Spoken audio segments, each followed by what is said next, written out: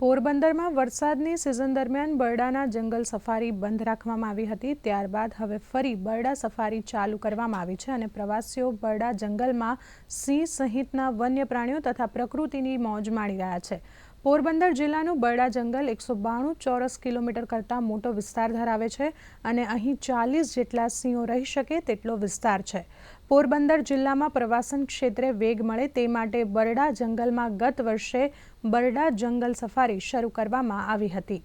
સફારીના કારણે આજે પ્રવાસીઓ પણ ખૂબ આવવા માંડ્યા છે અને ટૂંક સમયમાં મને વિશ્વાસ છે કે આ સિંહોને કારણે જંગલનું તો સંવર્ધન અને જાળવણી થવાની છે, પ્રકૃતિનો બેલેન્સ પણ થવાનું છે, પણ સાથે સાથે આજુબાજુમાં રહેતા લોકો છે એના માટે પણ એને ટુરિઝમને કારણે એની અર્થવ્યવસ્થાની અંદર ખૂબ વધારો થવાનો છે, એનો મને આનંદ છે। બરડા જંગલ સફારી ખૂબ સરસ રીતે ચાલે છે। તેમાં જ સવાર સાંજના જે સ્લોટ છે એ પણ હમણાં વેકેશનના હિસાબે બુકિંગ છે। સરસ મજાનું પ્રાકૃતિક વાતાવરણ છે, ગીર જેવું જ છે અને ખૂબ મજા આવે એવું છે।